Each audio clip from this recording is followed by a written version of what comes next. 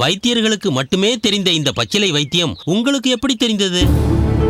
உங்களுக்கு நெருங்கியவர்கள் யாராவது வைத்தியராக இருந்து அவரிடமிருந்து இந்த பச்சிலையை பற்றி கற்றுக்கொண்டீர்களா? இல்லை ஐயா, நான் சிரியா நங்கை என்ற பச்சிலை பற்றி கேள்விப்பட்டிருக்கிறேன். கீரி பிள்ளைகள் இந்த சிரியா நங்கை செடிகள் செழித்து வளர்ந்திருக்கும் இடங்களில்தான் வாசம் செய்யுமாம். பாம்புடன் சண்டையிட்ட பின் தன் உடலில் ஏற்பட்டிருக்கும் காயங்களின் வழியே பாம்பின் விஷம் ஏறாமல் இருக்க உடனே கீரி பிள்ளை இந்த சிரியா நங்கை செடியில் விழுந்து புரளுமாம். நன்றாக விஷயங்களை தெரிந்து வைத்திருக்கிறீர்களே. சிரியா நங்கையை கண்டவுடன் சீரிய நாகம் நிச்சயம் கட்டழியும் என்பது பழமொழி. அருமை அருமை. ஆனால் இதுதான் சிரியா நங்கை செடி என்று எப்படி கண்டறிந்தீர்கள்? அப்போதுதான் அந்த தோப்பில் கீரிக்கும் பாம்பிற்கும் சண்டை நடந்திருக்க வேண்டும் என்பது என் யூகம். அந்த கோபத்தில்தான் பாம்பு சிறுவனை தீண்டி இருக்க வேண்டும். சற்று தூரத்தில் கீரி ஒன்று ஒரு செடிக்குள் சென்று உரசுவதை நான் பார்த்தேன். உடனே அதுதான் சிரியா நங்கை செடியாக இருக்க வேண்டும் என்ற முடிவிற்கு நான் வந்தேன். அப்படித்தான் இந்த சிறுவனை நான் சுதர்சனா, நான் பெற்ற மகனே, என்ன ஆயிற்று உனக்கு? மகனே, கண் திறந்து பாரடா என்னை. பாம்பு கடித்து விட்டதாமே உன்னை. அடடா, என்ன செய்கிறீர்கள்? விடுங்கள் அவனை. முதலில் எழுந்திருங்கள்.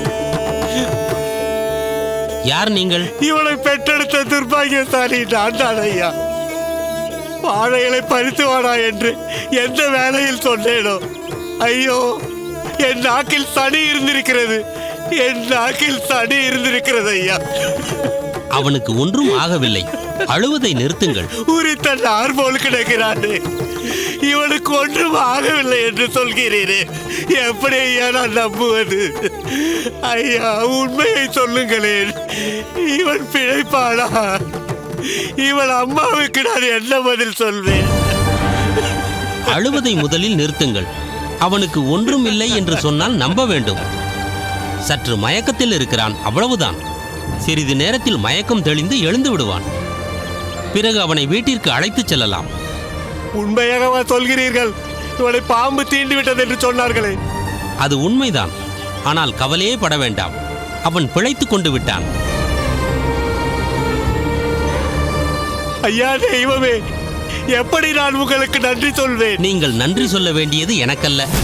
உங்கள் மகனை காப்பாற்றியது இதோ இவர்தான்.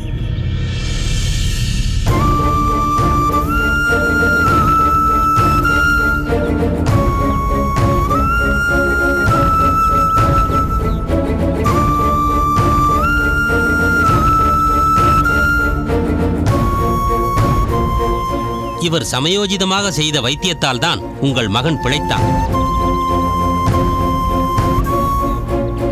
திருக்கட்சி, நான் உங்களுக்கு என்ன கைமாறு செய்ய போகிறேன்? உங்களை தூற்றிய இந்த வாயை என்ன செய்தால் தகும்? சொல்லுங்கள். இவரை தூற்றினீரா? என்ன சொல்கிறீர்கள்? சிறுவன் உங்கள் மகனா என்று கேட்டதற்கு இல்லை, எனக்கு மிகவும் வேண்டியவரின் மகன் என்று சொன்னாரே. பெருந்தன்மை வைத்தியர் ஐயா, அது அவரின் பெருந்தன்மை.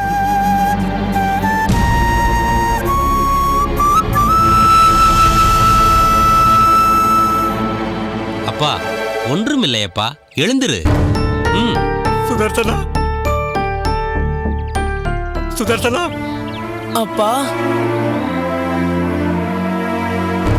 ஐயா திருக்கட்சி, உங்களை எவ்வளவு வயதிருக்கிறேன். உங்களையும் உங்கள் நண்பரையும் எப்படி எடுத்தறிந்து பேசியிருக்கிறேன். எப்படி ஐயா நான் உமக்கு வேண்டியவன் என்று சொல்ல மனம் வந்தது? என்னை மன்னித்து விடுங்கள். உங்களை நாங்கள் மிகவும் கஷ்டப்படுத்தி விட்டோம்.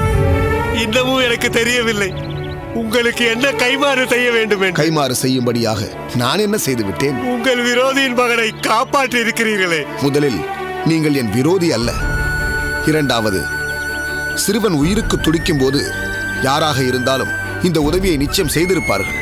இல்லை, இது உங்களின் விசாலமான மனதை காட்டுகிறது. ஐயா, உங்களின் இந்த மனதை நாங்கள் நோகடித்து விட்டோமே. இதற்கு என்ன பிராயச்சித்தம் செய்வதென்று புலப்படவில்லையே. எந்த பிராயச்சித்தமும் நீங்கள் செய்ய வேண்டாம். ஆனால் என் அடி மனதில் அழுத்தமாக ஒரு வருத்தம் முட்டிக்கொண்டிருக்கிறது. அதை அகற்ற மட்டும் நீங்கள் உதவி செய்தால் நான் என்றும் உங்களுக்கு நன்றியுடையவனாக இருப்பேன். நான் அல்லவா தங்களுக்கு வாழ்நாள் முழுவதும் நன்றி உடையவனாக இருக்க வேண்டும். கேளுங்கள், என்ன உதவி வேண்டும் என்று கேளுங்கள். என் முழு திறனையும் திரட்டி உங்களுக்கு உதவி செய்ய சித்தமாக இருக்கிறேன். கேசவ சோமயாஜியையும் அவர் குடும்பத்தையும் நீங்கள் கோவிலுக்குள் அனுமதிக்க வேண்டும். அவர் மீது இருக்கும் தடையை நீக்க வேண்டும். இதுதான் என் வேண்டுகோள். செய்வீர்களா? தயவு செய்து செய்யுங்கள்.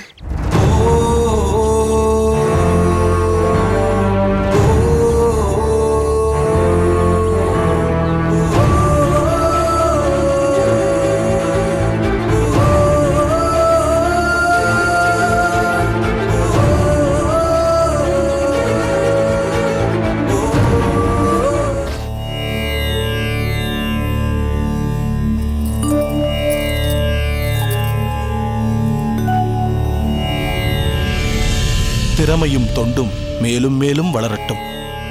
பெருமாள் அருளால் சௌபாகியவதியாக இருப்பாய் அம்மா. எழுந்திருங்கள்.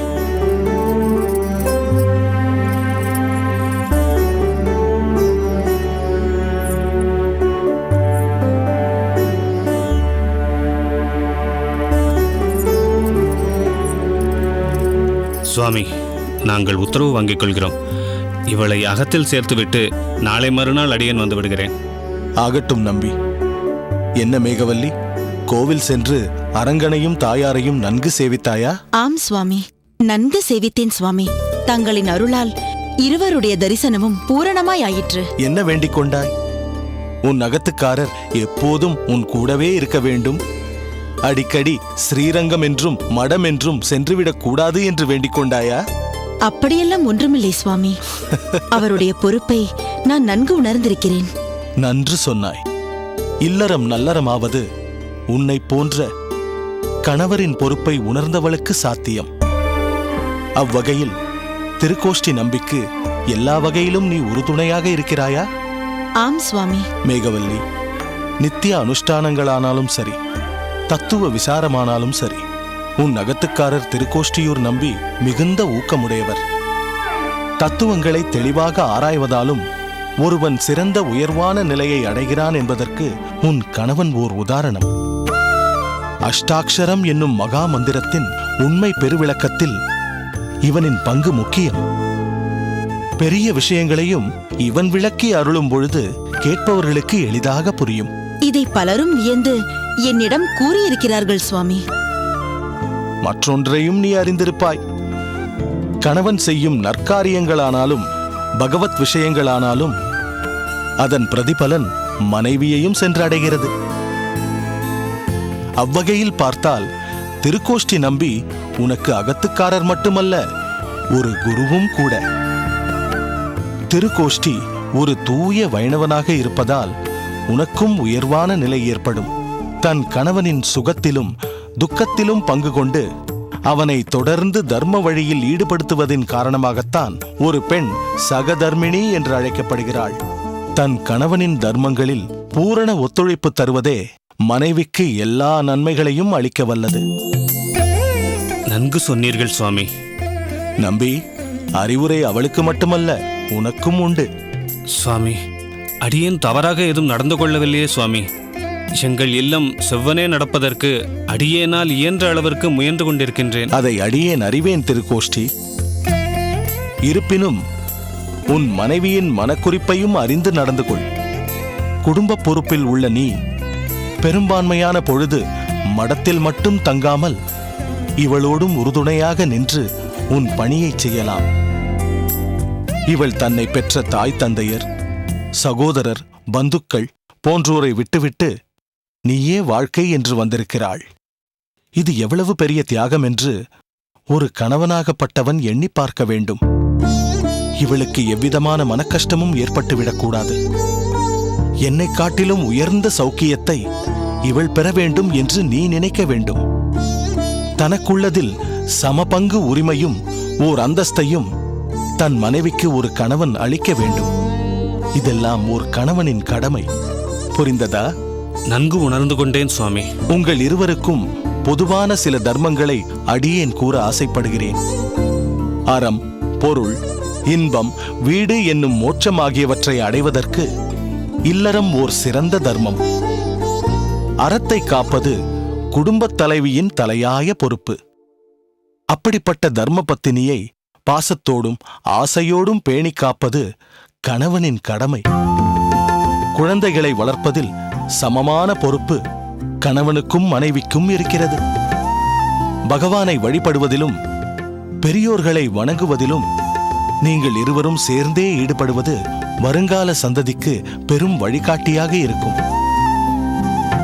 அடுத்து இல்லறத்தில் மிக முக்கியமானது அதிதி உபசாரம். அதாவது அழையா விருந்தாளிகளையும் அகமகிழ்ந்து வரவேற்று அமர இருக்கை தந்து பருக நீர் கொடுத்து உண்ண உணவளித்து உபசரிக்கும் இல்லத்தில் அந்த தெய்வமே வந்து குடிகொள்ளும். இதை என்றும் சிந்தையில் கொள்ளுங்கள். நிச்சயம் சுவாமி. சரி, நேரமாகிவிடப் போகிறது. வண்டிக்கு சொல்லிவிட்டாய் அல்லவா? சொல்லிவிட்டேன் சுவாமி. புறப்படுங்கள். சரி சுவாமி. வருகிறோம் சுவாமி.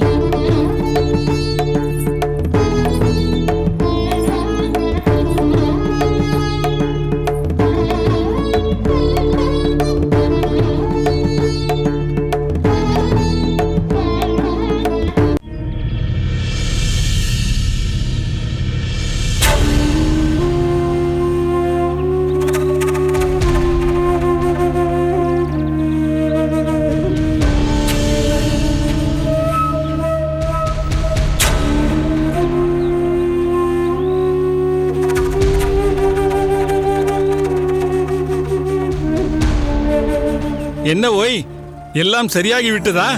எது? உம் பிள்ளை சுதர்சனை பாம்பு கடித்து விட்டதாமே, அதை கேட்கிறார். சரியாகிவிட்டது. இப்பொழுது நன்றாக இருக்கிறான். சொன்னால் ஆச்சரியப்படுவீர்கள். அவனை காப்பாற்றியது யார் தெரியுமோ? யார்? நாமெல்லாம் அக்ரகாரத்துக்குள்ளேயே நுழையாதே என்று வைது தீர்த்தோமே, அந்த திருக்கட்சி நம்பிகள் தான். ஓ, அவனா? வைத்தியமெல்லாம் கூட தெரிந்து வைத்திருக்கிறானா அவன்? சுவாமி, அவன் இவன் என்று அவரை அவமரியாதையாக பேசாதீர்கள். என்னப்பா, அந்த திருக்கட்சிக்கு திடீர் மரியாதை கொடுக்க சொல்கிறாய்? உன் பிள்ளையை காப்பாற்றி விட்டான் என்பதனாலா? இல்லை, தூரத்திலிருந்து ஒரு பொருளையோ அல்லது மனிதனையோ பார்த்துவிட்டு அபிப்பிராயம் ஏற்படுத்திக் கொள்வது சரியில்லை என்பதை நான் புரிந்து கொண்டேன். நெருங்கி பார்த்த பிறகுதான் அவர் எப்படிப்பட்ட உத்தமமான குணமுடையவர் என்பதை புரிந்து கொண்டேன். போதும், நிறுத்த ஐயா.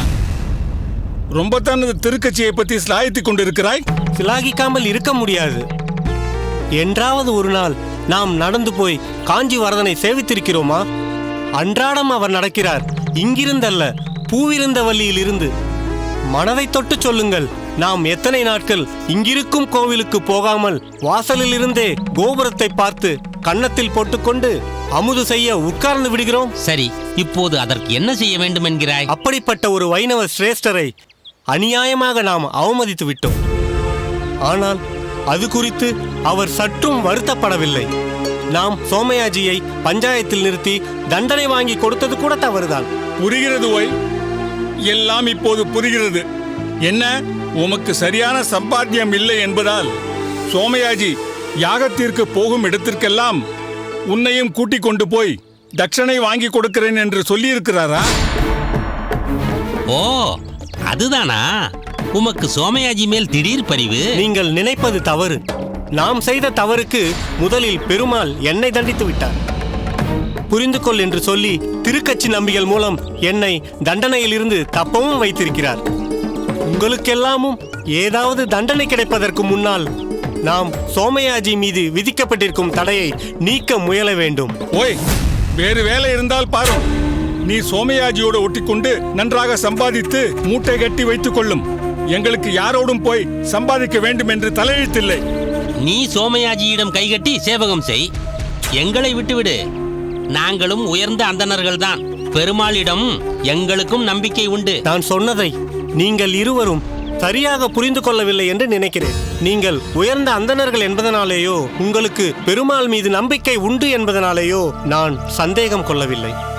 ஆனால் செய்த தவறை ஒப்புக்கொண்டு சோமயாஜி மீது இருக்கும் தடையை நீக்கினால் ஊரின் பார்வையில் நாம் உயர்ந்து நிற்போமே தவிர தாழ்ந்து விட மாட்டோம். அதெல்லாம் எங்களுக்கு தெரியும். திடீரென்று ஏதோ ஞானோதயம் பிறந்து விட்டார் போல் பேசுகிறாய். சோமயாஜியை நாங்கள் விடப்போவதில்லை. இல்லை, நான் சொல்வதை போதும் போய் உம்முடைய பிரசங்கத்தை இத்துடன் நிறுத்திக் கொள்ளும். நீர் செல்கிறீரா? இவன் இங்கிருந்து போகப் போவதில்லை. வாரும், நாம் போகலாம்.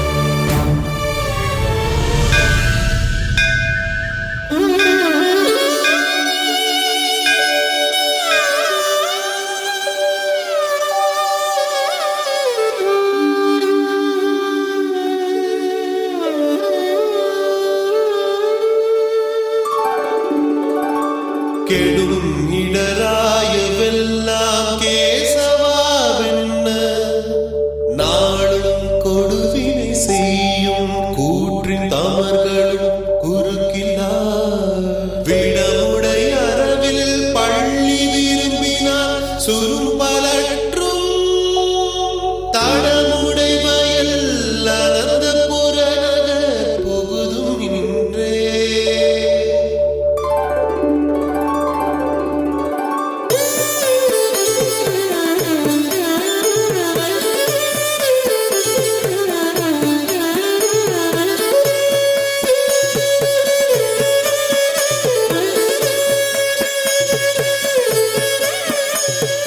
கடுவினை கடையலாகும் காமனை பயந்த காளை இடவகை கொண்டதென்பர் எழிலணி அனந்தபுரம். கடுவினை கடையலாகும் காமனை பயந்த காளை இடவகை கொண்டதென்பர் எழிலணி அனந்தபுரம். படமுடையரவில் பள்ளி பயின்றவன் படமுடையரவில் பள்ளி பயின்றவன் பாதம் காண நடனினோ நமர்கள் உள்ளி நாமும் அக்கரிய சொன்னோ. நடனினோ நமர்கள் உள்ளி நாமும் அக்கரிய சொன்னோ. ஆஹா, அற்புதம் வரரங்கரே, அற்புதம்.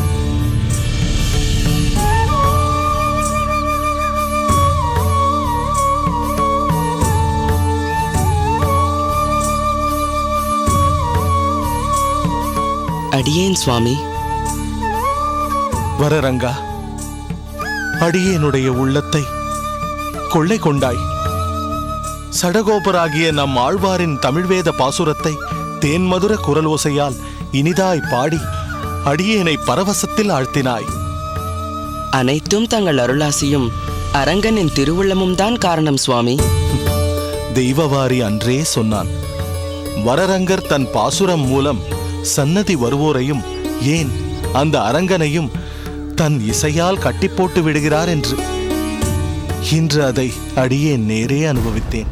வரவேண்டும் சுவாமி, வரவேண்டும். அடியேன். வா தெய்வவாரி, உன்னை பற்றியும் தான் சொல்லிக் கொண்டிருந்தேன். சுவாமி, திடீரென்று தாங்கள் வந்ததில் எனக்கு கையும் போடவில்லை, காலும் போடவில்லை. முன்பே அறிந்திருந்தால் பூரண கும்பம் கொடுத்து தகுந்த முறையில் வரவேற்றிருப்பேன். மலராண்டா, தாங்களாவது அடியேனுக்கு செய்தி அனுப்பியிருக்க கூடாதா? தெய்வவாரி, அவனுக்கே சில மணித்துளிகள் முன்புதான் அடியேன் இங்கு வரவிருப்பதை பற்றி தெரியும். எதற்கு பதட்டப்படுகிறாய்? இந்த அரங்கன் சன்னதியே அடியேன் அகமாகும். அரங்கனை சேவிக்க வரும் அடியேனுக்கு அறிவிப்பதற்கு? சரி, அதை விடு. நீ வருவதற்கு சற்று நேரம் முன்பு இந்த வரரங்கன் பெரிய கோவிலில் வீற்றிருக்கும் அரங்கனை அடியேனுக்கு அனந்த பத்மநாபனாகவும் திருவரங்க திவ்ய தேசத்தை திருவனந்தபுரமாகவும் மாற்றி காட்சியளிக்கச் செய்துவிட்டான்.